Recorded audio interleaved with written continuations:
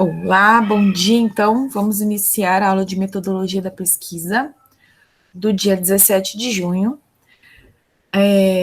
Nós ainda temos as etapas da pesquisa para a gente conhecer e a gente vai montar aí um projetinho de pesquisa só para vocês entenderem como que funciona. Vocês lembram que tem os diários de artista que vocês deveriam estar fazendo? Vocês estão fazendo? Elis?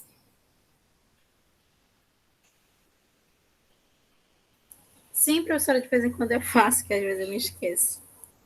Tá. A Mauri está fazendo? Professora, eu faço um pouquinho assim a cada dia, mas nada muito assim. Não, tudo bem. Leonardo tá por aí? Como está teu diário de artista? Oi, professor, bom dia. Estou fazendo sim. Eu já tinha um antes que eu já fazia, eu só fui dando continuidade. Tudo bem. Então vamos lá, pessoal. Hoje a gente vai falar do franjinha, né? O franjinha, vocês chegaram aí, já saíram do show da Luna, vão entrar no franjinha. O que é o franjinha? O franjinha, para quem nunca leu Alô? quadrinhos. Oi? Oi, finalmente consegui pegar meu áudio. Achei que meu fone tinha quebrado. Foi só um teste, desculpa trabalhar. Tudo bem. Ó, o Franjinha, para quem não conhece, ele é um personagem das histórias em quadrinhos da Turma da Mônica. E ele é o cientista da turma. E vocês já estão nessa etapa em que vocês vão começar a pensar no fazer acadêmico, tudo bem? Para esse fazer acadêmico, o que eu quero que vocês façam agora, nesse momento, nesse instante? De onde surgem as pesquisas? Vocês já se perguntaram? Pesquisa em arte. A pesquisa em qualquer coisa. Eu acho que devido a um problema, talvez, assim, na maioria das áreas, só que em arte eu ainda fico na dúvida, porque tem aquela coisa de você estudar sobre o seu método artístico e você estudar sobre outros artistas. Aí eu acho que você estudar sobre você é tentar entender melhor esse seu processo de uma maneira menos, assim, de uma maneira mais nítida, porque você faz as coisas sem perceber. Aí você vai catalogando. E estudar outros artistas seria para tentar observar direitas técnicas e talvez ajudar outras pessoas a aplicarem isso na arte delas, mas sem estar copiando de uma maneira autêntica. Uhum. E citando as referências, né? De você entender também de onde vêm essas referências, né? Porque quando a gente fala autêntico, não quer dizer que veio do nada, né? Tipo, não, totalmente original, totalmente. Não. Mas é dizer assim: olha, nós temos aqui uma situação que eu tenho as minhas referências artísticas e crio em cima delas, né? E quando você consegue fazer um processo de pesquisa bacana, você consegue observar de onde vem essas suas inspirações, né? De onde está vindo essas suas fontes de inspiração. Vamos lá, então. Para hoje, o que eu quero que vocês pensem? Quando a gente tem uma pesquisa, a gente tem um problema, como disse a Ângela perfeitamente. O problema, ele sempre vai surgir de alguma situação que você quer resolver, certo? Na nossa vida, a gente vive fugindo dos problemas, na verdade. Mas na área acadêmica, a gente vive perseguindo os problemas. Por quê? Às vezes, a gente começa uma pesquisa só por fazer. Como agora, que vocês vão começar a fazer um projetinho de pesquisa só porque a professora está pedindo. Mas o que eu gostaria que vocês entendessem é que, para além de ser alguma coisa para conseguir um diploma, para conseguir um certificado, vocês têm que pensar em situações que realmente levantam o questionamento de vocês, certo? Então, por exemplo, quando a gente pensa na arte em tempos de pandemia, o que a arte tem contribuído? O que as pessoas têm feito artisticamente em casa? Isso é um problema. Se eu penso, como fazer com que as expressões artísticas, as obras de arte cheguem a mais pessoas se a gente está numa pandemia? Como que os museus vão se resolver quanto a isso, né? E fora a parte simplesmente virtual do processo, né? Existe algum acesso à arte que as pessoas possam ter sem ser pelo meio virtual?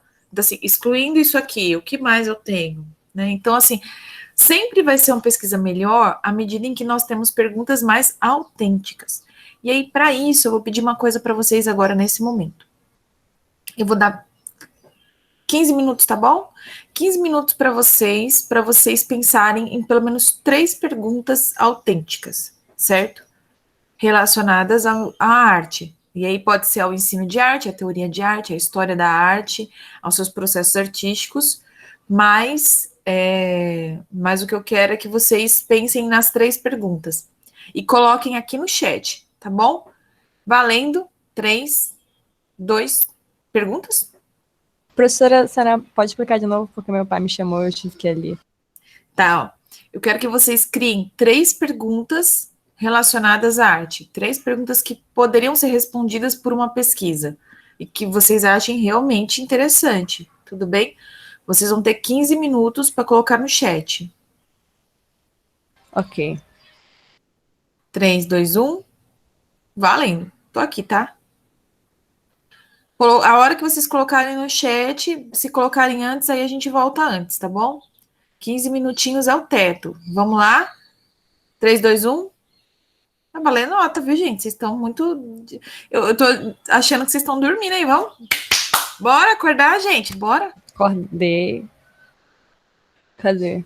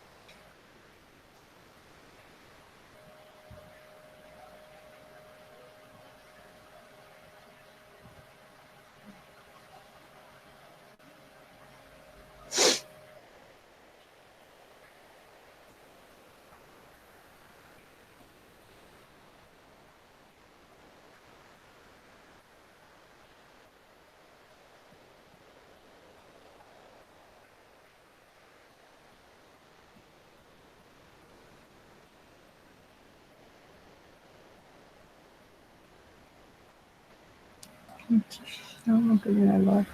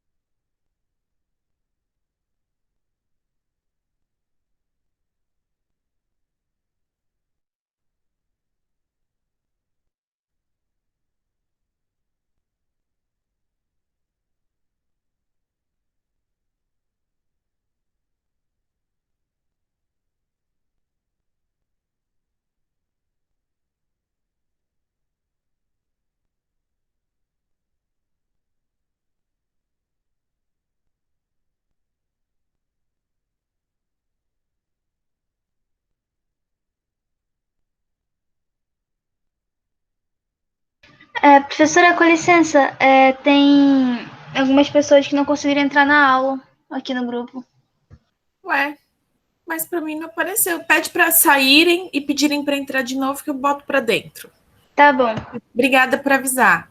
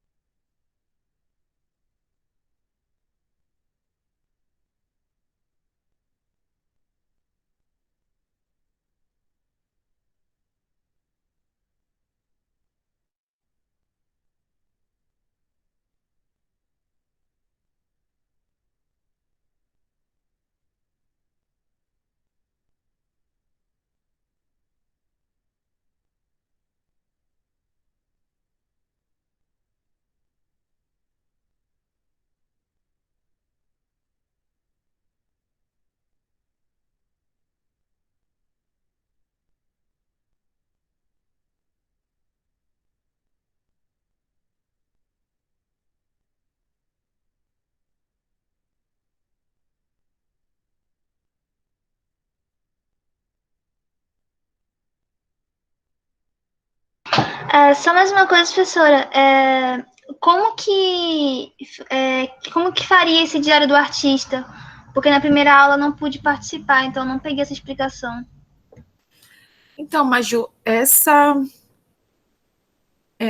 etapa do Diário do Artista é uma etapa mais de você entender como que se dão os processos de você ter as suas inspirações, certo? Então, assim, é super importante que todo mundo tenha. Aí o pessoal bota o nome que quiser, né? Tem gente que fala que é diário de artista. O meu chama caderninho mesmo, sabe? O meu é o caderninho. Tem um caderninho e o caderninho anda comigo para cima e para baixo. Mas o seu pode ser o sketchbook, pode ser o diário de artista, pode ser o nome que você achar mais legal. O legal é que ele caiba na tua bolsa, na tua mochila, para onde você puder ir. Mas como a gente não tá indo para lugar nenhum também, podia ser uma parede, né? Mas assim, a questão do diário do artista é que cada vez que você tiver um insight, você vai para lá e coloca a ideia lá, entendeu? É como se fosse um depósito, né? Como se fosse uma caixinha em que você vai guardando coisas acessórias. Eu já tenho, só que não tá com esse nome. Eu também tenho um caderno aqui, só que eu vou separar só as ideias, porque eu boto muita coisa. Eu boto diário, eu boto outras coisas do dia a dia. Então eu vou separar um só para botar as ideias de arte mesmo. Eu tenho um que eu boto. Então, eu não sei se eu coloquei para vocês lá. Tá aparecendo para vocês? Será que eu pus no mural? Deixa eu ver. Porque eu tinha colocado para você, talvez eu tenha posto no WhatsApp. Peraí, eu vou botar aqui também. Eu vou colocar lá no Diários de Artista os exemplos do material, tá bom? Porque assim, tem vários tipos de diário, porque depois você pode fazer uma seleção desses materiais e você pode estar simplesmente colocando eles, expondo eles de alguma forma, né? Peraí, deixa eu pôr aqui para vocês. Material.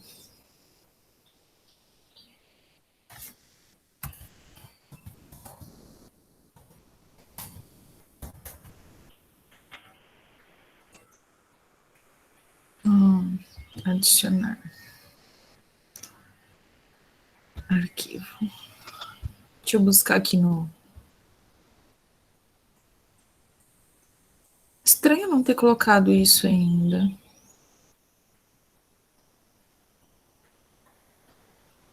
Eu acho que eu devo ter posto em algum outro lugar. Peraí.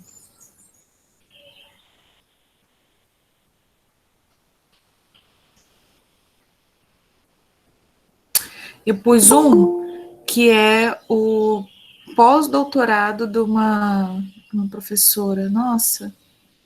Ué, postar, cadê o tópico?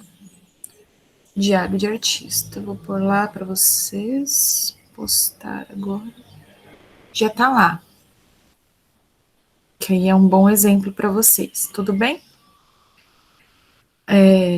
E nesse ela coloca, se eu não me engano, ela coloca algumas coisas pessoais também, sabe? Algumas coisas que ela teve vontade, que foi uma residência Foi um pós-doutorado que ela usou e fez uma residência artística também, então foi um negócio diferente.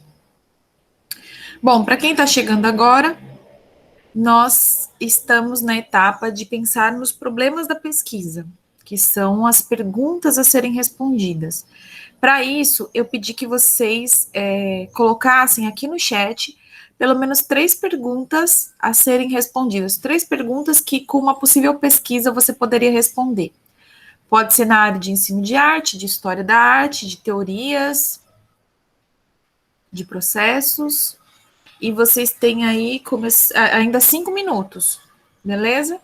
Só tem uma postagem ainda, então vamos dar uma corridinha aí, hein, gente?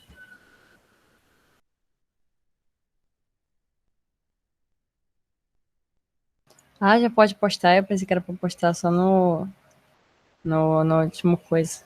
No último minuto. Deixa eu escrever aqui. Sim, é lá no chat, pode postar lá para nós. Assim evita também de que venham muitas postagens idênticas, né?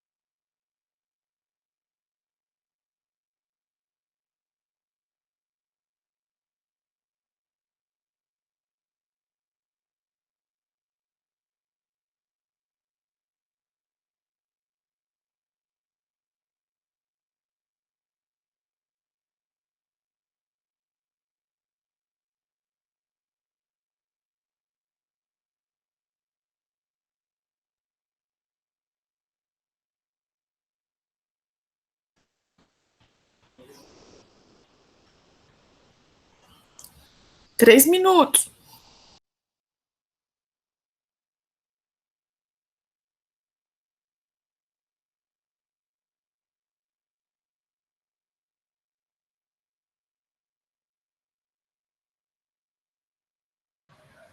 Meu Deus, eu tô com muita dificuldade de usar esse teclado. Que ele é a BNT2 e fui colocar a interrogação e eu fechei a aba. Acontece.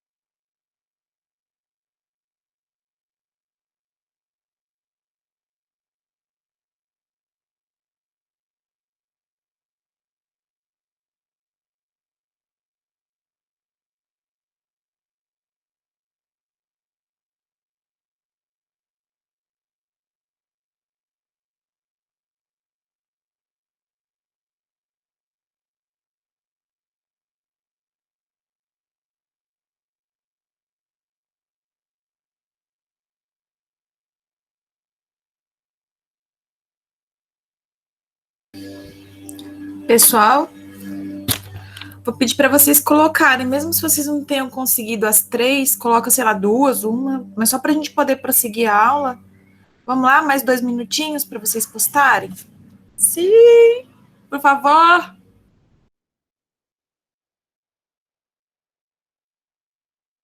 Só tô lutando com o teclado aqui, mas já coloco.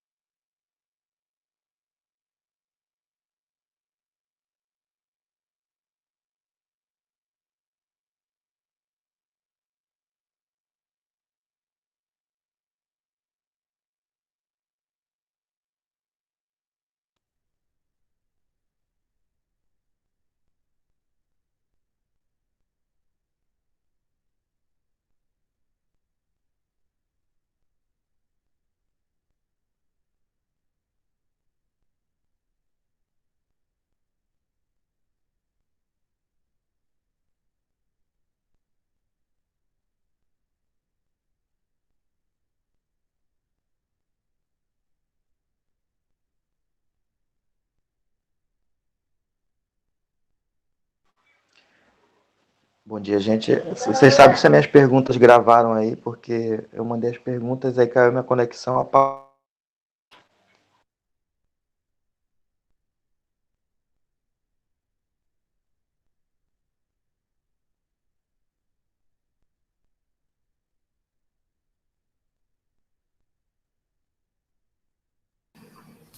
Bora lá, pessoal. Então, temos 1, 2, 3, 4, 5, 6, 7, 8. 12 pessoas na sala. Faltam 3. Pessoal, quem não colocou aí?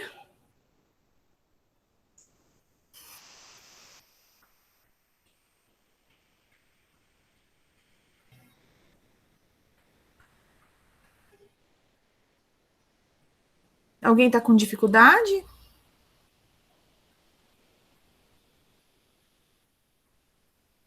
Eu mandei 3 perguntas, a minha conexão caiu, aí apagou aqui para mim quando Mas eu o seu voltei. apareceu para mim a terceira. Não, Só 3, 2, não. E é mesmo, então tem mais gente que não colocou, porque o Frank colocou 3 postagens. Tá aparecendo as 3 aqui para mim. E fica gravado, viu, pessoal? Pois é, sumiu aqui para mim quando eu voltei. O teu não tá para mim aqui. Tá ok para mim. Então é 1, 2, 3, 4, 5, 6. Só 6 de 11 postaram. Pessoal, vamos lá.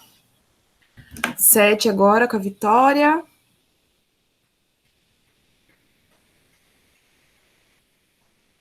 Gente, vocês estão com dificuldades, vocês estão mudo, é difícil saber o que está acontecendo.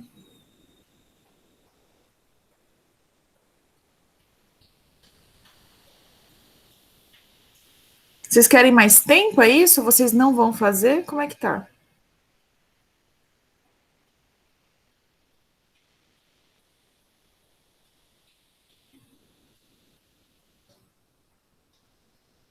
A Mauri?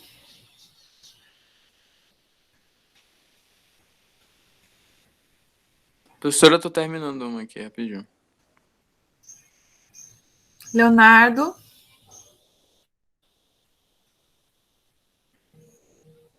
Estou fazendo, professor. Elis? Professora, eu tô tentando enviar, mas não tá ainda aqui no meu. Vai tentando. Mais um minutinho, então.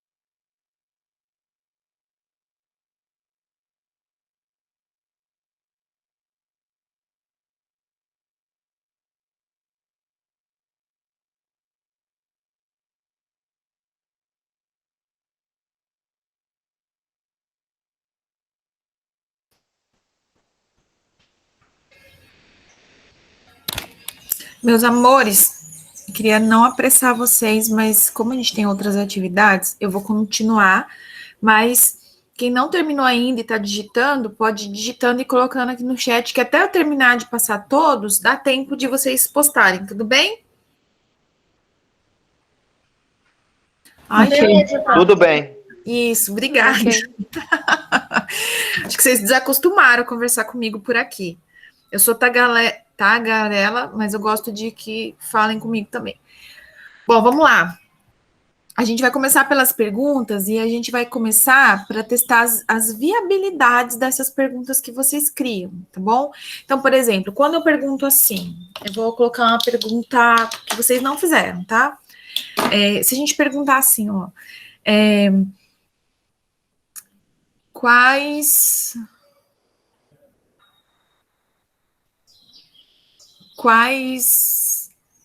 ensinamentos de arte existiam ou foram feitos, né, foram efetuados durante o período da educação jesuítica. Então, assim, o que os jesuítas passavam de arte para as crianças? É uma pergunta possível de ser respondida, porque os jesuítas eram ótimos em escrever e descrever suas rotinas, né? Então, dá para a gente ter uma ideia. Mas se eu quiser fatos absolutamente novos, eu vou ter que ir até Lisboa, porque é onde estão guardados os arquivos da educação jesuítica brasileira. Eu não sei se esses arquivos já foram digitalizados, pode ser que sim, né? Faz tempo que eu não estudo isso. Mas, pensando que os arquivos não estejam digitalizados, tu tens dinheiro para ir até Lisboa, ou tu tens uma agência de fomento que vai bancar essa sua viagem, né? Uma bolsa com passagens aéreas e tudo mais. Então, assim, são essas perguntas que vocês têm que estar se respondendo. Por exemplo, eu quero pegar uma artista aqui da nossa casa, né? Prata da casa. Eu quero estudar a arte da professora Priscila Pinto. E para isso eu gostaria aí eu me proponho a fazer uma pesquisa com ela, pensar o desenvolver da arte dela, a fazer uma coisa mais biográfica, né, com as etapas da vida e tudo mais. Só que aí eu crio o projeto e eu faço tudo bonitinho, e aí ela chega para mim e diz assim, eu acho que ela não diria, mas ela chega e diz assim, não, eu não quero participar dessa pesquisa. E aí, o que eu faço? Entendem? Então, assim, às vezes, a gente vai ter respostas que não são aquelas que a gente se propôs. E muitas vezes a gente vai ter que mudar tudo praticamente na pesquisa. Por exemplo, eu tenho alguns orientandos em Tefé. Não, em Envira. Eu tenho alguns em Tefé, mas eles ainda não estão nessa etapa.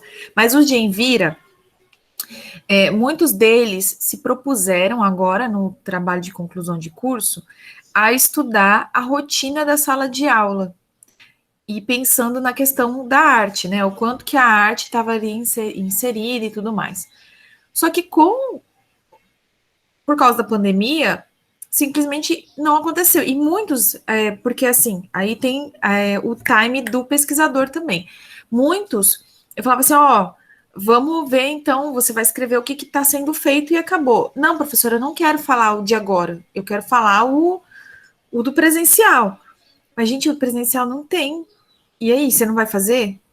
Então, assim, o não na pesquisa também é resposta. Então, eu disse assim, eu quero que vocês coloquem aqui do lado no chat as respostas para a pergunta que eu fiz. Alguns não colocaram.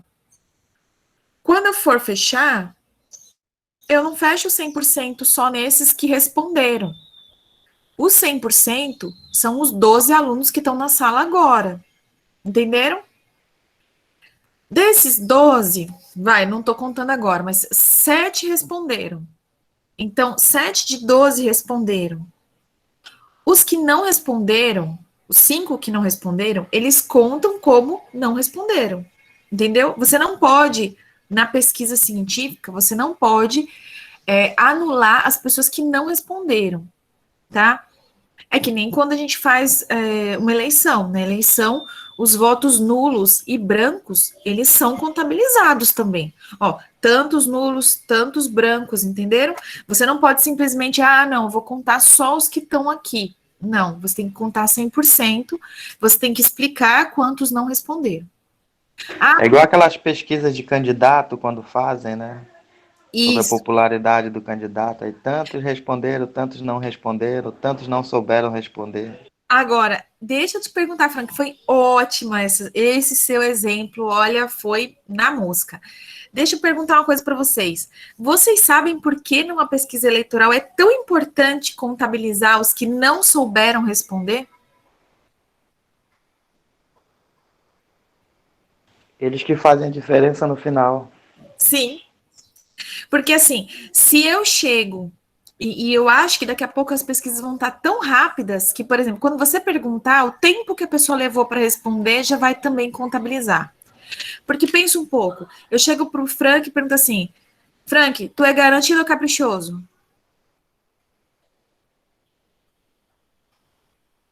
Ai, desculpa. Nenhum. Nenhum? Ó, isso não é importante para ele, ó. Vocês veem que ele demorou para responder.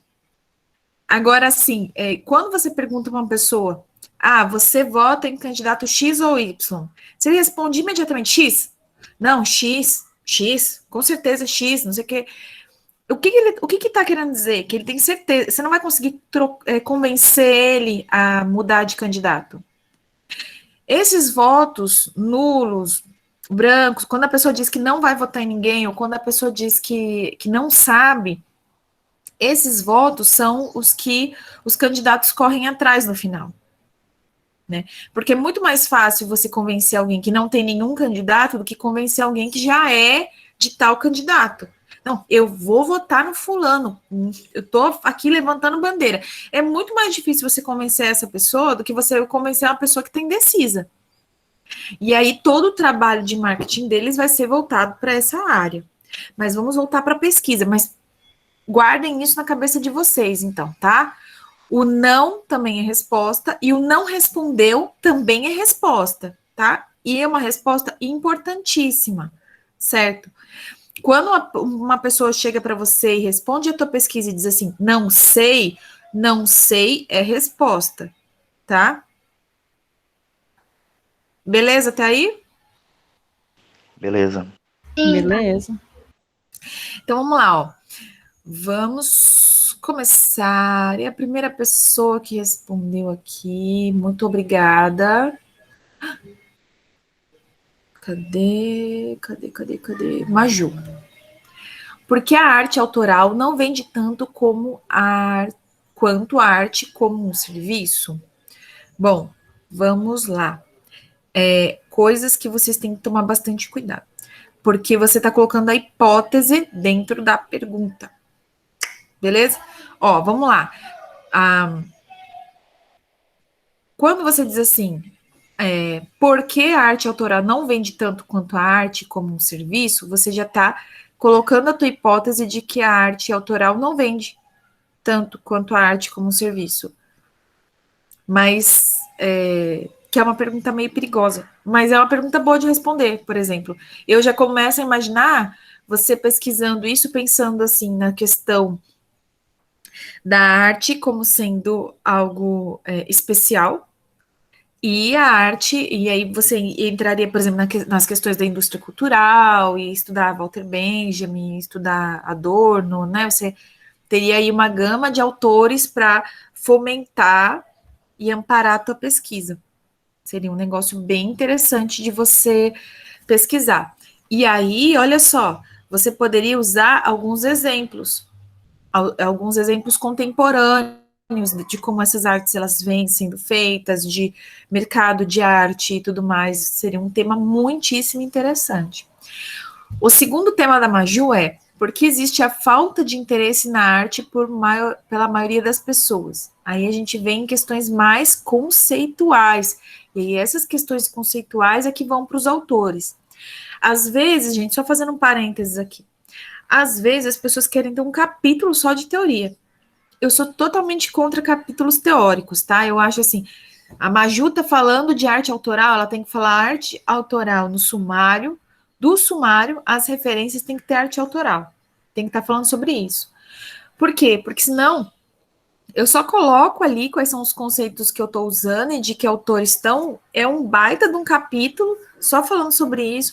E as pessoas simplesmente vão lá e pulam esse capítulo. Eu, pelo menos, sou uma que, se eu estou lendo assim aleatoriamente, não é nada para avaliar ou para o meu trabalho, eu pulo, porque é um capítulo que não vai fazer a menor diferença. Você sempre vai utilizar os teóricos para fomentar aquilo que você está dizendo. Então, por exemplo, se eu estou trabalhando a falta de interesse da arte pela maioria das pessoas, eu vou dizer assim, ó, qual é o conceito de arte que eu estou utilizando? Qual é a premissa de arte que eu estou utilizando? O que é arte para mim? Segundo qual autor que eu estou utilizando esse conceito, né? E por que aí, de novo, ó, por que de novo eu estou usando uma hipótese de que as pessoas, a maioria das pessoas não se importa com a arte? O que está na frente da arte? Quais são as coisas que elas estão se importando primeiro? E talvez uma boa resposta à minha pergunta, uma boa conclusão da minha pergunta seria: como poderia aumentar o interesse das pessoas pela arte? E aí eu tenho também algumas hipóteses, eu posso ter algumas hipóteses. A gente pode aumentar os equipamentos culturais, a gente pode aumentar o acesso, a gente pode colocar arte nas outras demonstrações que ela está ali tendo acesso todos os dias, mas enfim. E o terceiro é, porque o ramo artístico é desvalorizado? E aí, de novo, ó, aí a gente tem que ir para a base conceitual. Desvalorizado com relação a quê? Aos outros mercados? O ramo artístico é desvalorizado? Está falando da categoria, dos profissionais da arte que são desvalorizados? Eles são desvalorizados por quem? E são todos os artistas? Ou são alguns? Porque, por exemplo, atores de Hollywood são supervalorizados. Os artistas regionais não. Então, assim, existem categorias ali dentro. Então, assim, a gente sempre vai alinhando, mas sempre tem que ter um interesse genuíno. Então, por exemplo, Maju, dessas 3 perguntas, qual que é a que você mais gostaria de se ater nesse momento? Acho que a primeira, como a senhora falou, daria uma boa pesquisa de mercado, assim. E também, eu não gostaria de... Eu fiz só as perguntas, mas eu gostaria também de ter uma base, tipo, de fazer uma pesquisa. Sabe aquelas pesquisas do Google? Do que as pessoas têm mais interesse e tal, porque se elas compram arte ou não, e como elas vão comprar arte, o que elas procuram. Então, eu gostaria de também ter uma visão de campo, sabe? De enviar para amigos, família, e ir repassando, né? Que eu lembrei daqueles formulários, né, do Google, e eu pensei que seria uma boa maneira, já que eu não posso estar em campo pessoalmente por causa da pandemia.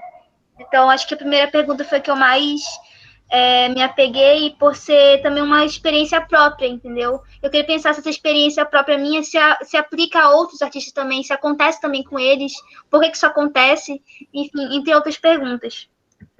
Certo. Vamos para a pergunta do Frank. Por que os livros ensinam a arte? Por que os livros que ensinam arte têm poucas pessoas negras como modelo? É uma boa pergunta. E aí você teria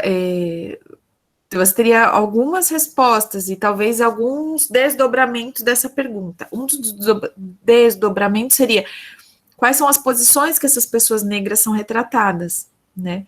Seria uma boa pergunta. Eu vou para a segunda pergunta do Frank e depois eu volto para as de vocês, tá bom? Ó, qual o índice das pessoas que procuram a UFAM para um curso de bacharelado em artes? Boa pergunta também. E a segunda? Então, essa pergunta de quantas pessoas procuram a UFAM para um curso de bacharelado em artes, por exemplo, ainda não temos um bacharelado em artes. Qual seria a metodologia utilizada para descobrir se as pessoas teriam interesse num curso de bacharelado em artes? Você poderia lançar essas perguntas, como a Jo colocou, né, no Google Formulários. Você podia estar entrando em contato com pessoas que fazem outros cursos, ou até mesmo o curso de licenciatura em artes. Mas, assim, é uma pergunta bem aberta, com umas respostas bem evasivas também.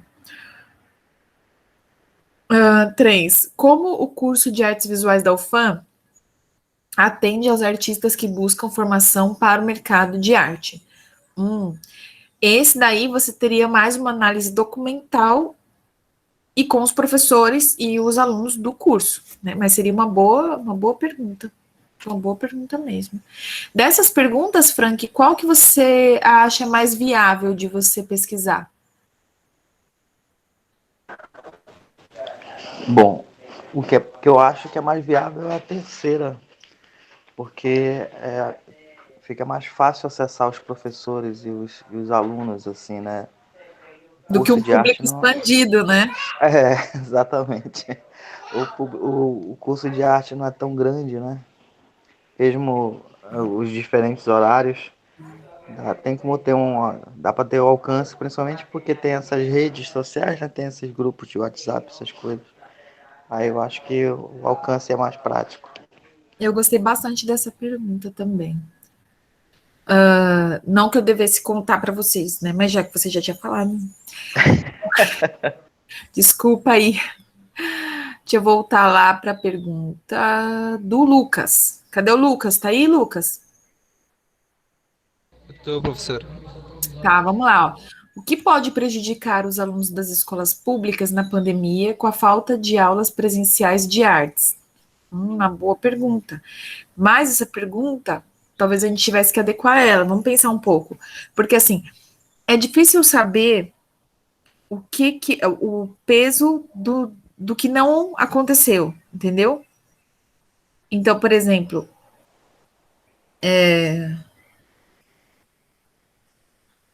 qual o impacto da sua namorada não ter te traído?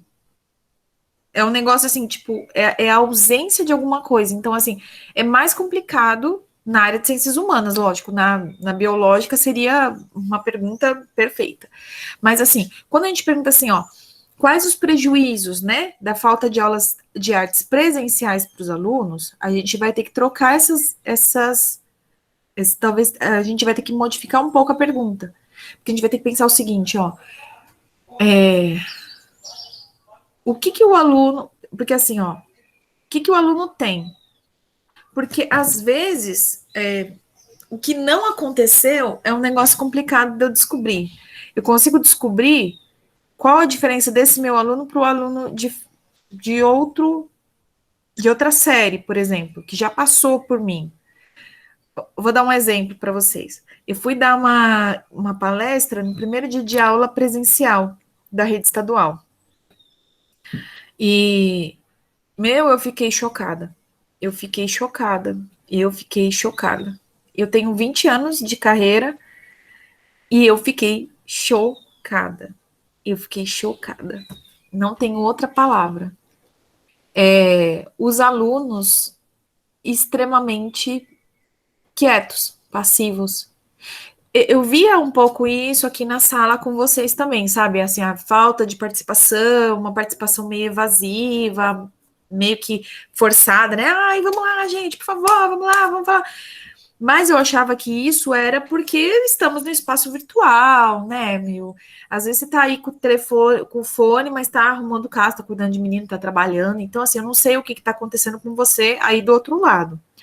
Mas, quando eu vi isso na sala, no anfiteatro, adolescentes, que, tipo, adolescente geralmente não estão prestando atenção em mim, mas estão ali fofocando entre eles, estão conversando entre eles, estão fazendo uma brincadeirinha ou outra, mas, assim, extremamente silenciosos, extremamente calados, extremamente... E eu fazia uma pergunta e era sempre um ou dois só que respondiam. E aí eu pensei comigo, eu falei, mano, estamos com um problema gravíssimo, psicólogos que lutem, professores que lutem com essa geração escolar de agora. Por quê?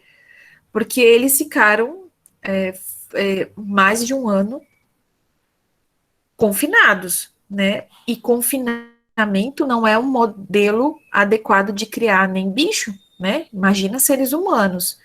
Então, assim, nesse modelo pandêmico, toda a estrutura desmoronou, a estrutura de sociabilidade, de socialização, uma coisa nunca antes vista, né?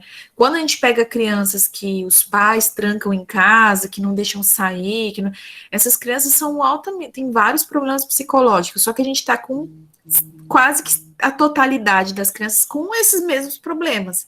Como é que a gente vai lidar? Então, talvez a tua pergunta fosse no sentido... E aí, eu te chamo para uma outra coisa. A arte em si, o conteúdo de arte, talvez o professor até tenha dado mais do que ele daria em sala de aula. Vou dar um exemplo para você. Quando eu estou em sala de aula, se eu não tiver um data show, eu tenho que levar os meus livros, o meu material impresso para os alunos, certo? Eu, pelo menos, gente, eu sou antiga, sou velha, como eu falei para vocês, 20 anos dando aula, né? Eu tinha umas pranchas umas cópias, né, umas reproduções de artes, e, cara, todo mês eu gastava um pouquinho do meu salário ali para comprar as pranchas, e tinha algumas na escola também que o governo mandava, então eu usava aquelas pranchas ali para mostrar as obras, e assim, eu tive um insight agora, se eu tiver um insight agora, eu pego, jogo aqui no Google alguma obra, e compartilho minha tela com vocês, e pronto, entendeu? Ou então eu compartilho algum vídeo, alguma coisa, eu consigo fazer isso aqui. E quando eu tô na sala de aula, não, certo? Ou, por exemplo, se a gente estivesse na sala de aula, o Marcelo não ia estar aqui, porque o Marcelo está em São Paulo. Né? Então, assim, como que a gente... nem tudo são dores, né? Nem tudo são flores, nem tudo são dores. Mas, assim...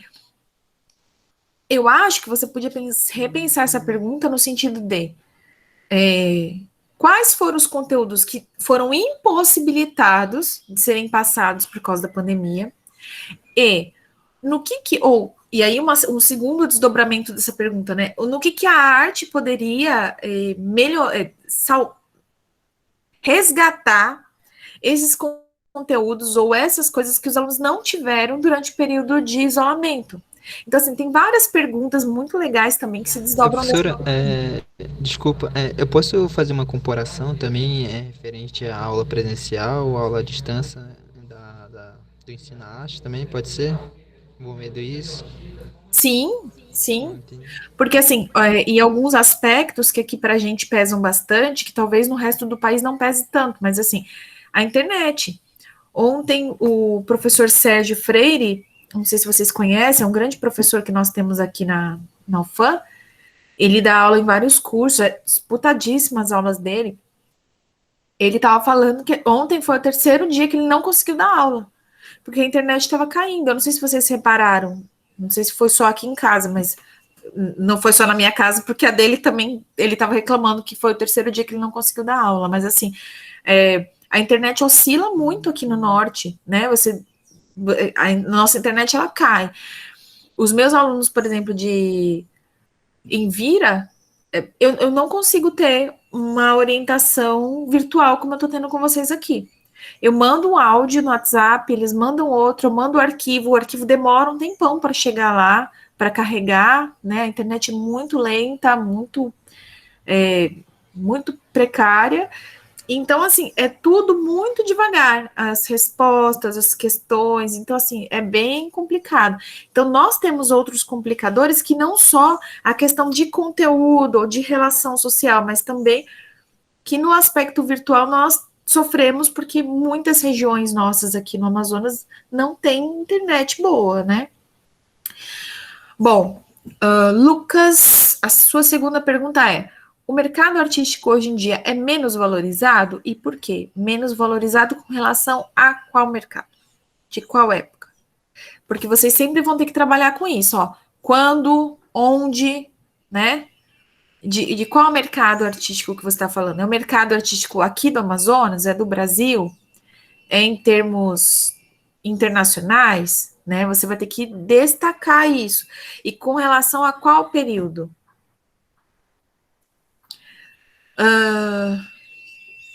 E não sei, na verdade, eu acho até que a gente tem mais chances hoje do que tinha antes. Vamos lá. A arte se desvalorizou com o tempo? Quais foram as causas? Essa é a terceira pergunta. E aí, de novo, a gente cai. Com relação a qual período? Ou você vai pegar Deus e sua época. Deus e sua época, gente, é um negócio que eu tenho muito medo, tá? Não de Deus, mas eu tenho muito medo de quando a gente faz perguntas que começam lá no princípio foi o verbo e terminam no Apocalipse. Porque para a gente pegar uma totalidade, você tem que ser um grupo de pesquisa. Não dá para ser um indivíduo só, mesmo que ele tenha a vida inteira dele, tá? Lembrando que para fazer do princípio foi o verbo até o Apocalipse, são vários livros de vários autores diferentes, né? Então, assim, por favor, se lembrem que até na Bíblia você tem vários autores para fazer uma coisa que começa no começo dos tempos e termina no final dos tempos. Então, vocês têm que ter bastante atenção com essas pesquisas que são muito grandiosas, tá? Às vezes a gente fazer um recorte e conseguir dar conta de um conteúdo, dá para gente corpo para a gente continuar pesquisando. Então, por exemplo, eu quero verificar a desvalorização. E aí, também, a pergunta é evasiva, porque é em relação ao valor das obras, é em relação ao artista, é em relação a alguma obra específica? Qual tipo de arte você está falando? Da música, a dança, o teatro, as artes visuais, o cinema, no quê? Entendeu? Então, assim, o que você está pegando é uma gama muito grande de coisas. Laura, você está entre nós? Eu tô sim. Eu tô mais ou menos, mas tô. Eu tô mais ou menos, é ótimo. É que eu tô com muita enxaqueca, então eu tô com uma dificuldade um pouquinho de pensar. Ai, te entendo. Tá, então vou tentar não te desgastar mais ainda. Vamos lá. A primeira pergunta é: como o conhecimento de história da arte influencia um artista? É uma pergunta interessante, mas difícil de ser respondida. Porque, assim, é difícil entender o quanto de alguma coisa influencia na gente. Porque algumas, e isso vocês vão ver, tem um livro muito legal que eu utilizo nas disciplinas de ensino, que é um livro do Vygotsky, né, Imaginação e Criação na Infância, que ele fala justamente sobre como as sinapses da nossa aprendizagem, elas são muito amplas. Então, por exemplo, às vezes uma aula que você teve de matemática pode influenciar você em decisões que não tem nada a ver com matemática. Tá? Então, assim, é muito difícil você absorver e sistematizar todos os impactos de determinada aprendizagem na tua vida, né? O segundo, como especialistas em arte e terapia interpretam obras conhecidas? Não sei, e não sei por que você ia querer saber. Por que é importante saber isso?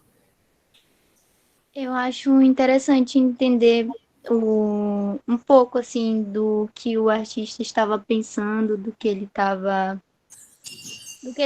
vivendo, até porque, né, é o que a gente vive. Porque eu acho interessante mesmo assim para o nosso conhecimento. Às vezes é uma obra, alguma coisa que a gente faz e fala assim: "Ah, eu não sei por que eu fiz isso". Aí a gente pode entender o que ele estava passando, o que ele estava vivendo, para procurar entender o que a gente faz. Entendi. Então, seriam análises psicológicas de obras conhecidas? Foi mais ou menos o que eu pensei. Legal. As cores e a sua importância. Essa é uma disciplina que a gente tem aqui, né? Eu sei, é porque eu estava pensando nisso, foi falado recentemente, então tô com isso na cabeça. Legal. Eu acho que aí você podia pensar numa pesquisa aplicada. Tipo, aplicar determinadas cores em determinadas obras, depois trocar e verificar o impacto, a diversidade delas e tudo mais. Talvez fosse um negócio bem interessante de se fazer. Vamos pular o Frank aqui. A Ângela. Ângela, melhoras para ti, viu? Oi. Obrigada, professora. Bom, vamos lá, Ângela. Como incentivar o ensino de artes em escolas públicas? Bom, aí tu vai ter que contextualizar, porque, por exemplo, as aulas... Já tem aula de artes nas escolas públicas. O que exatamente você gostaria que tivesse a mais? Porque para mim, pelo menos na maior parte do ensino médio, as aulas de artes, elas não tinham muito de arte, tinham mais de brincadeira. Por exemplo, hoje vocês vão só fazer um desenho de tal coisa e entrega para mim em 5 minutos que vocês já pegam a nota.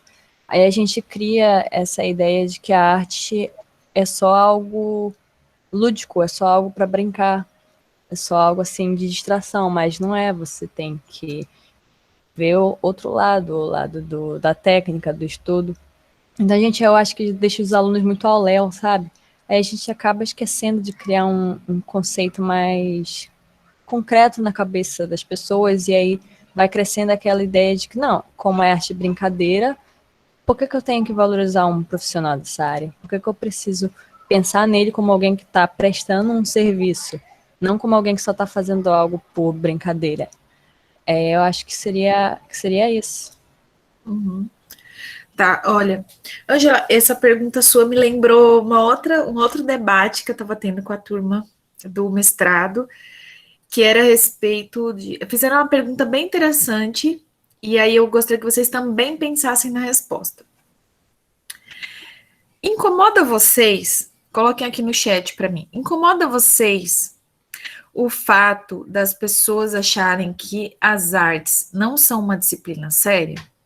Incomoda ou não incomoda? O que foi? Oh. O que foi? Eu tô com o rosto todo sujo. É que eu vou jogar. Não. Não, no escritório. Pode. Escritório pode. Pessoal, vamos lá. Incomoda muito, sim, bastante. Tá. Eu vou dizer para vocês uma resposta que vai, talvez, deixar vocês meio... Pensa o seguinte. Para mim, de coração, nunca incomodou por um único motivo. Acima de mim na escola, só o professor de educação física. Só o professor de educação física. Nenhum aluno nunca faltava na minha aula por querer. Então, assim, às vezes vinha aluno doente para a sala, porque eles não queriam faltar na aula. O dia que eu dava aula era o dia que as crianças queriam vir. E isso, para mim, é impagável. O professor de educação física, mano, ninguém liga para nota de educação física, as pessoas querem participar. E o quanto que a gente consegue fazer isso ser um momento prazeroso da vida das pessoas. As pessoas realmente querem estar ali comigo, elas não estão ali porque senão elas vão perder a nota, elas não estão ali porque senão elas serão punidas, de forma alguma. Tanto é que uma das coisas que eu sempre fiz, tá gravando, mas eu vou falar. O aluno quer sair, sai. Ele não quis voltar, tá bom. Não tem problema. Por quê? Porque eu tenho que fazer as coisas de um jeito que ele queira estar ali. O problema, Ângela, não é o professor não ter uma disciplina séria. O problema é quando eu viro para o aluno e falo assim, não, desenha aí, tá livre aí. Isso não é dar um caráter lúdico para a disciplina. Isso é ser relaxado. Isso é ser preguiçoso. Então, assim, eu não preparei a aula de vocês, então toma aqui um papel e desenha aí, entrega qualquer coisa e tá valendo nota. Isso é ser relaxado. Esses dias chegou para mim um print da conversa de uma mãe com uma professora. Aí a mãe reclamando, né? Olha, eu queria que a senhora mandasse, porque tá tendo as aulas da prefeitura. Então, vem as aulas gravadas, né, que você tem que acessar pelo YouTube ou pela televisão, e a professora só mandava a atividade do livro que era para fazer. E aí a mãe escreveu assim, olha, eu gostaria que a senhora aparecesse, gravasse um videozinho, pelo menos para o meu filho conhecer a senhora, né, saber como que a senhora é. E aí a professora respondeu assim, eu não sou professora de gravar vídeo. Ué, eu também não sou. Vocês também não são. A gente tem que se adaptar. Então, assim, O que mata não é a pessoa levar para o caráter lúdico. Eu nem quero que os alunos entendam a minha disciplina como uma disciplina. Por exemplo, vocês estão aqui hoje. Eu não gostaria que vocês estivessem aqui porque é uma disciplina que se eu não fizer, eu vou reprovar e não vou passar, não vou terminar meu curso. Mas para muitos vai ser, né? Mas assim, para aquele teu aluno que está lá na escola, uma das coisas que eu falo sempre, eu falo, ó, o aluno entrou pela porta, ele tem que entender, a única coisa que você tem que botar na sua cabeça é, ele entrou pela porta para sua aula. A hora que ele sair, ele tem que sair agregando alguma coisa. Ele tem que sair levando alguma coisa daqui. Porque senão, eu falhei. Eu só sinto que eu falho quando eu termino a minha aula, eu paro e penso assim, ó, dos objetivos que eu tinha para essa aula, o que eu consegui cativar nesse aluno? Quais foram a BNCC, né? Habilidades, competências, conteúdos, o que ele levou daqui, sabe? Agora, se ele não levou nada, aí danou-se. Aí eu errei, falhei. Então, assim, quando as pessoas acham, é lógico, e aí eu não dou corda também, tá? Então, assim, professora, faz cartaz aqui pra gente, não sei o que. Não vou fazer, tenho conteúdo pra terminar. Gente, eu tô dando aula. Vocês podem levar a Dalila? Obrigada. É que eu tava jogando no Xbox, mas tem que ter. Gente, ele quer jogar no Xbox. Deixa eu só pegar os aparelhos aqui e eu já volto. Só um instante. Também quero jogar no Xbox.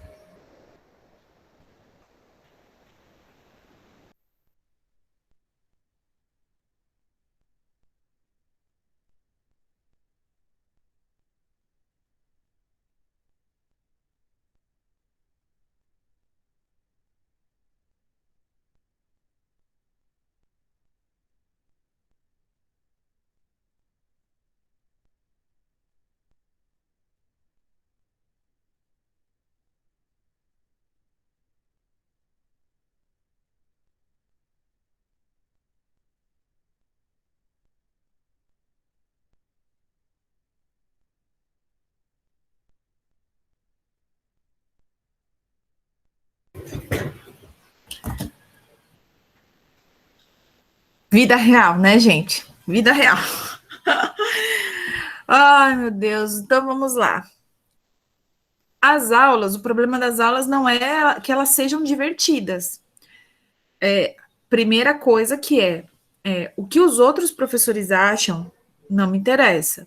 O que me interessa é se começa a bater no meu conteúdo. Então, por exemplo, você está preparando a tua aula, você tem um planejamento, e aí vem lá, corta a bandeirinha aqui, faz festa de não sei o que, festa de não sei o que lá. Aí isso começa a atrapalhar o meu planejamento, aí eu não vou gostar, tá? Então, assim, é muito importante que vocês também se imponham, tá? Mas, vamos voltar. Eu tenho um bom argumento para isso. Qual? Quando vierem assim, vem fazer bandeirinha, fazer isso. Olha, eu sou professor de arte, eu vou ensinar você a fazer.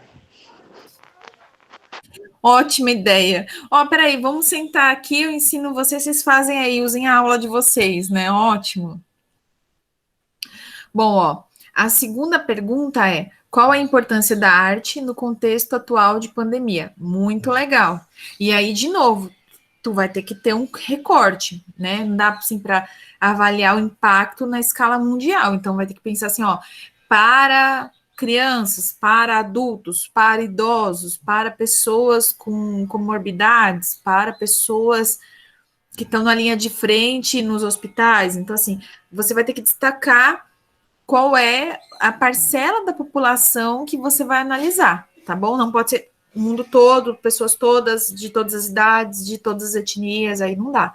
Então tem que separar, fazer o recorte, um recorte legal, a pergunta fica bacana.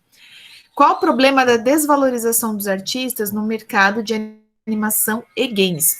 Isso é uma pergunta muito interessante, é um universo não explorado por mim na vida, Mas eu acho que deve ser bem interessante, e acho que o recorte, aí você já consegue um recorte mais interessante, porque você consegue destacar, né?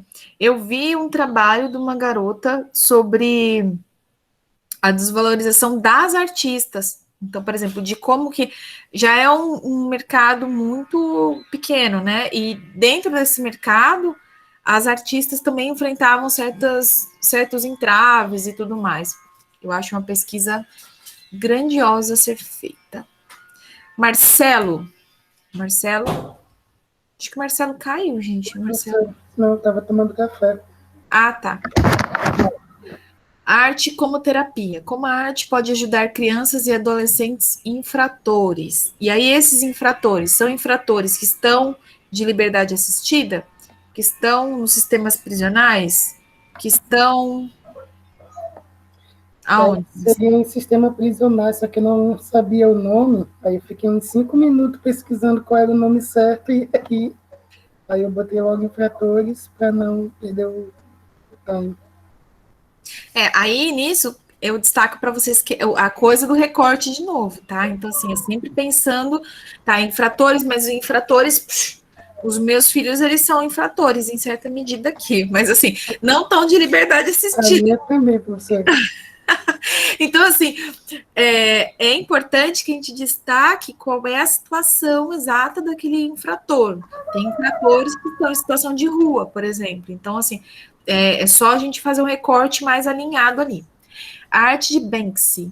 A colaboração do artista para refletirmos acerca do mercado das artes com sua obra Menina com Balão. Muito, muito legal. Que você vai ver a menina com balão já em colantes, a indústria cultural absorveu a menina com balão, né? Sim. Muito interessante. Gostei muito das duas opções. A Vitória Vick. Vitória está entre nós. Sim, professora. A Vitória. Como a arte contribui na educação? Mulher de Deus. De novo, Deus e sua época, né? Então, vamos recortar. Tudo bem?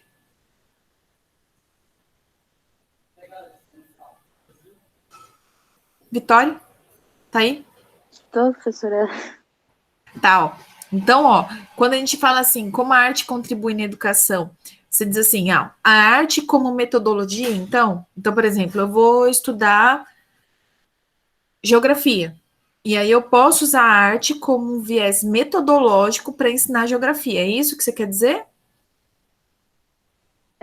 Eu confesso que eu estava pensando como eu ia aplicar, aí foi o que me veio na cabeça. Tudo bem, aí é o que a gente falou, a gente só vai ter que recortar mais. Eu sei que assim, gente, não se sinta tipo, ai, nossa, a professora falou que eu tenho que fazer adaptações e tal. Não, a gente teve aí 15 minutos para escrever, então assim, a gente já sabia que ia ser um negócio assim, tipo, eu tô pensando mais ou menos isso, não que eu vou fazer um trabalho sobre isso, mas mais ou menos isso aqui. Como manter a arte na pandemia? E aí eu acho que aquela primeira pergunta lá te ajuda, né? A segunda, na verdade, que é quando a gente está pensando, por exemplo, na questão de a arte para quem e o que da arte, né? E aí você também pode, através da sua pesquisa, buscar respostas, né? Tipo, olha, isso aqui seria uma atividade muito legal para fazer com determinada camada da população, isso aqui seria uma arte muito legal. Por exemplo, só para vocês terem uma ideia, acabou o estoque de linha em grande parte dos armarinhos nas primeiras semanas da pandemia. Vocês sabiam disso? Porque as pessoas começaram a pensar em atividades manuais para fazer em casa, principalmente as pessoas que estavam enlouquecendo, tipo eu, assim, eu tenho um monte de linha em casa. Quando voltou a linha no armarinho, eu fui lá correndo comprar. Meu Deus do céu, eu tenho que fazer alguma coisa. Mas agora eu tô cheia de coisa para fazer, não tenho tempo para mais nada. Fiz o caminho equivocado. Mas é bem interessante, Vitória, só a questão do recorte mesmo, você pensar num tipo de arte para um tipo específico de população. O Amauri, como a pandemia afeta o bloqueio artístico? Pandemia e bloqueio artístico é uma ótima questão a ser explorada. Muito, muito boa.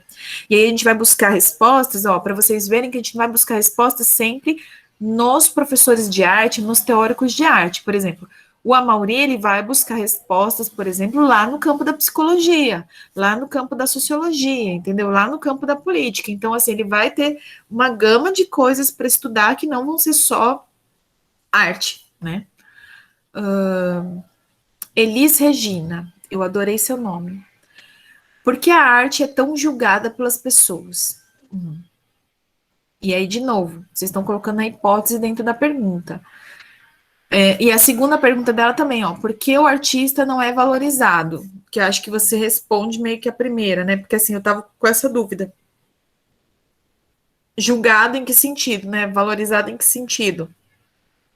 Aí você vai ter que pensar o que você gostaria? Que o artista ele fosse um profissional mais reconhecido?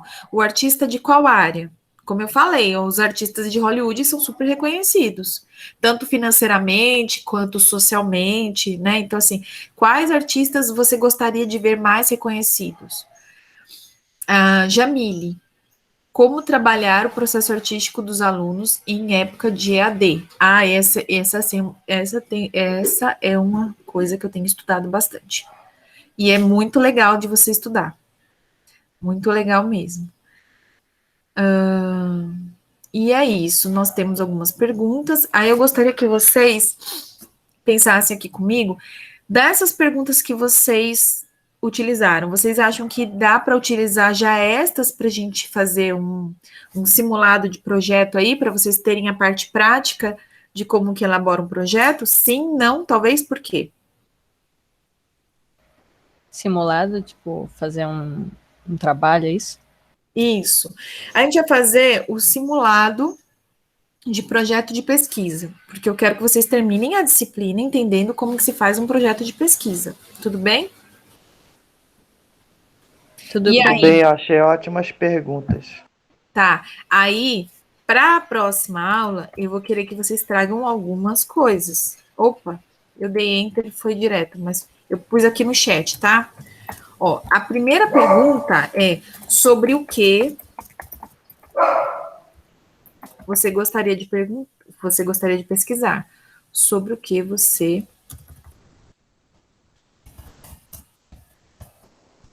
é o tema. Tá aqui no chat. O segundo é qual é a pergunta a ser respondida?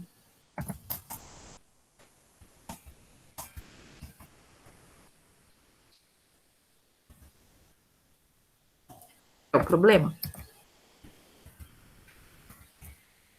A terceira, gente, eu confesso que para mim é o coração do projeto de pesquisa. Eu vou colocar aqui no chat para vocês e já falo.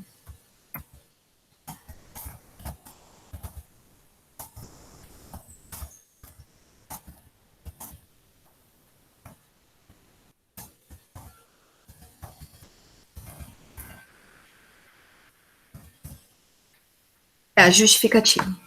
Gente, para mim, eu sei que tem outros professores de metodologia que não vão concordar comigo, mas para mim, o projeto pode nem ser lá essas Coca-Cola toda.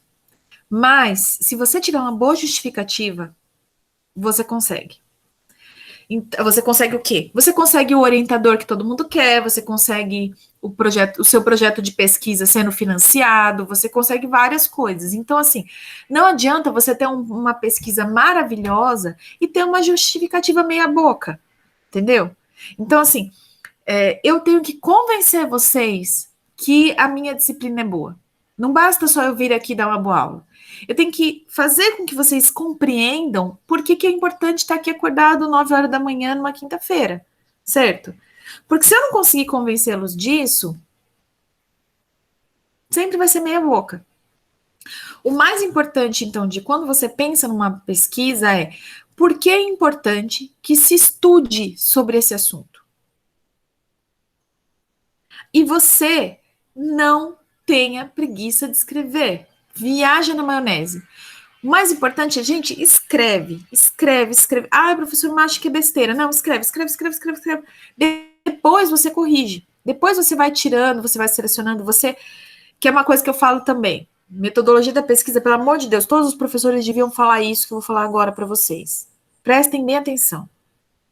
Você não manda teu trabalho para professor, para agência de fomento, para revista, sem passar por algum tipo de avaliação.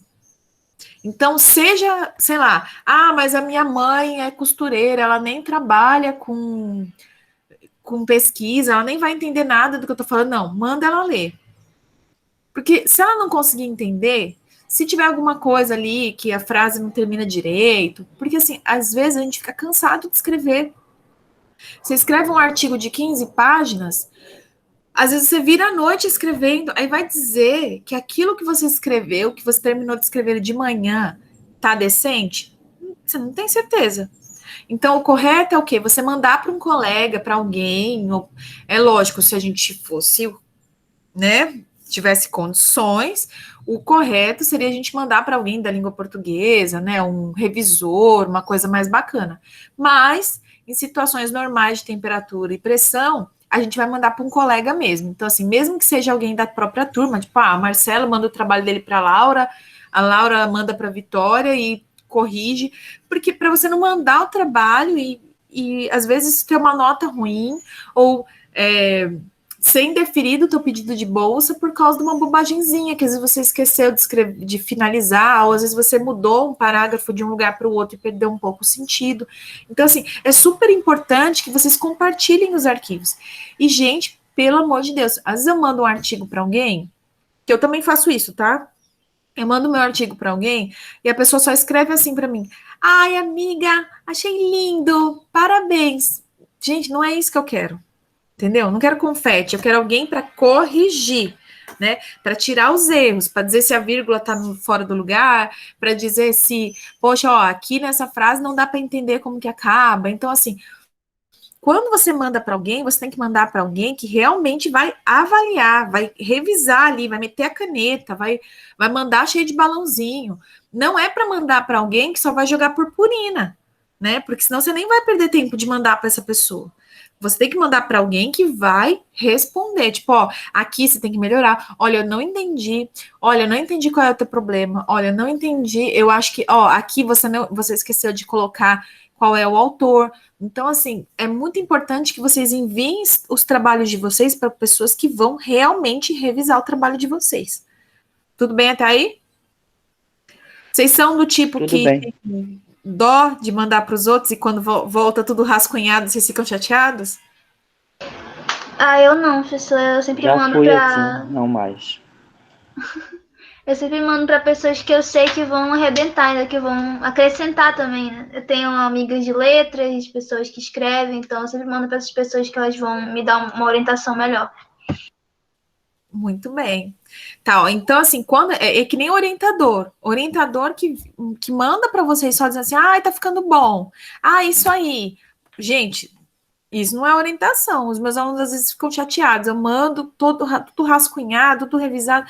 Ai, professora, meu trabalho não tá bom. Eu falei, tá bom, gente, mas o trabalho de todo mundo passa por essas partes, né? Não tem problema. Bom, gente, vamos lá. Então, vocês têm essas 3 tarefinhas para a próxima aula, não esquecendo que vocês ainda têm 3 tarefas outras, lembram? Os resumos, né, professora? Isso mesmo. No Coloque Google tem só o primeiro, né? Pois é, eu só vi um. Não abriu a janelinha aqui para vocês. Espera que eu vou abrir. Eu acho que ficou só o... De processo criativo. Mas acho que eu não coloquei lugar para vocês postarem, né? Ou eu coloquei? O de processo criativo, acho que colocou. Só não colocou os outros Ela dois. colocou, sim. Tá. Tá. Tá, então eu vou colocar os outros 2 agora também para vocês fazerem.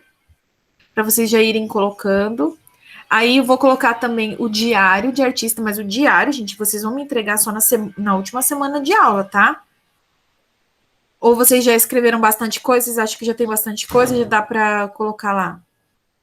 Não, deixa pra última semana de aula mesmo. Então tá bom. Ó, para não gastar o tempo de vocês com edição, lá, quando eu for colocar, eu vou colocar que vocês podem pôr um videozinho, tá bom? Então vocês podem filmar o diário só falando sobre algumas coisas e tal. Porque se vocês forem editar o material e mandar o material gráfico, isso vai tomar muito tempo de vocês. Eu não sei se todos estão com esse tempo todo e se todos têm essa desenvoltura toda para editar o material. Tudo bem? Como assim, Tá ótimo. professora? Tipo, escanear o diário? Não, tu pega o celular, vem aqui e vai assim, ó. Eu fiz isso aqui e vai passando as folhas, ó. Ah, tá, entendi. Tipo Pode, um tour, né? Um tour pelo diário. Isso, um tour, nossa. Eu tô Jamais fazendo teria essa gestão, ideia. professora. Eu vou usar exatamente essa. Eu vou colocar exatamente desse jeito. Peraí.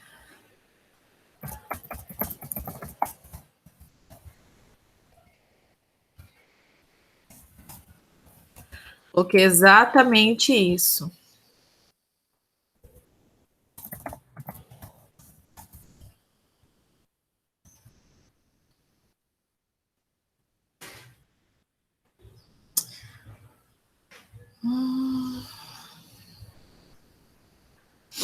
Eu vou pôr a data da entrega, então, para 1º de julho, pode ser?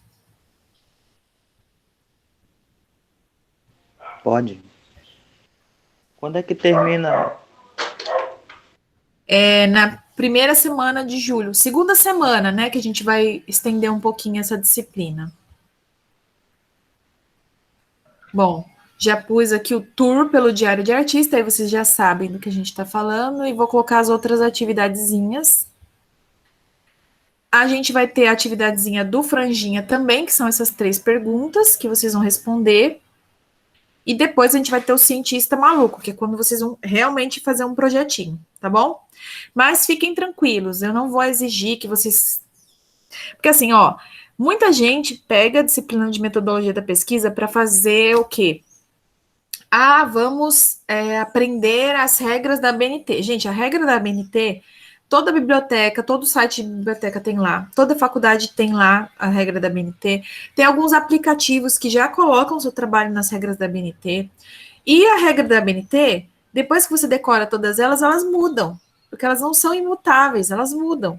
Então, assim, não adianta nada você aprender todas as regras da BNT, decorar todas as regras da BNT aqui na metodologia da pesquisa, e depois, na hora de fazer uma pesquisa, você não sabe ler um artigo direito, você não sabe criar um projeto de pesquisa, você não sabe revisar um projeto direito, então, assim, não adianta nada.